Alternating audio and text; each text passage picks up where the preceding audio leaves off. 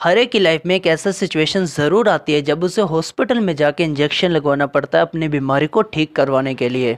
इन्हीं बीमारियों के अकॉर्डिंग कह लो या फिर इन्हीं सिचुएशन के अकॉर्डिंग कह लो, हमें अलग अलग तरह के इंजेक्शन लगाए जाते हैं। लेकिन क्या आपको पता है कि ऑपरेशन के टाइम पे लगाए जाने वाला एनेस्थेशिया का इंजेक्शन इतना खतरनाक है कि अगर उसमें आपकी जो बॉडी को रिक्वायर्ड डोज है उससे थोड़ी सी भी ज़्यादा डोज हो जाती है तो आप कभी भी वापस से आँख नहीं खोल पाओगे, यहाँ तक कि अपने आरे प्यारे को भी बाय नहीं बोल पाओगे।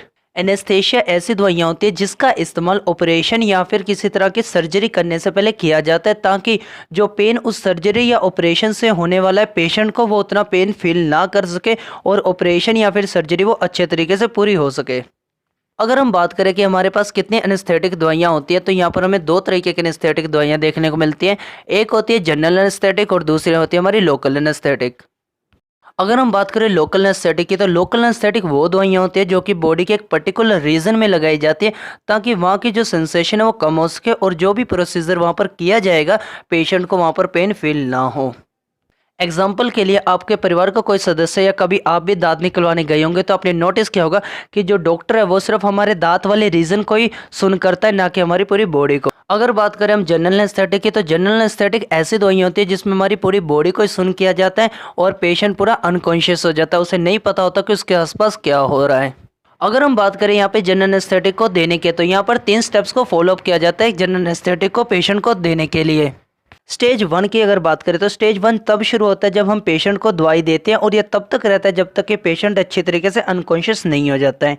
इस स्टेज में जो पेशेंट के पेन है वो पूरे अबोलिश्ड हो जाते हैं लेकिन उसके रिफ्लेक्शंस अभी भी काम कर रहे होते हैं, उसे सुन रहा होता है, वो फील कर सकता है और वो देख भी सकता है।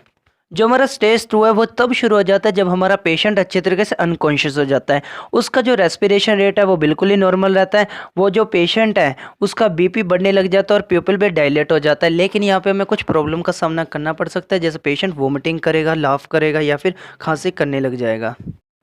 अगर हम बात करें हमारे स्टेज 3 की तो स्टेज 3 है उसके अंदर हमारा पेशेंट जो भी स्ट्रगल कर रहा था वो अब बिल्कुल ही स्ट्रगलिंग उसकी बंद हो जाएगी और साथ में उसके स्केलेटल मसल हैं वो पूरे रिलैक्स हो जाएंगे और उसके आई के रिफ्लेक्सेस भी अब चले जाएंगे।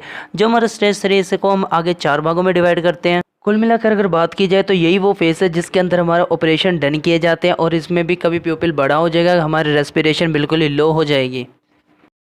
अब बात करते हैं हमारे स्टेज 4 की। जो ये स्टेज 4 है कोशिश की जाती है कि पेशेंट इस स्टेज में ना पहुंचे क्योंकि यहाँ पर जो रेस्पिरेटरी मसल पूरे पैरालाइज हो जाते हैं जिस वजह से पेशेंट सांस नहीं ले पा रहा था, उनकी जो सर्कुलेशन है ब्लड की वो भी बिल्कुल ही रुक जाते हैं और मैक्सिमम लोगों की इसी स्टेज में जाकर डेथ हो जाती है।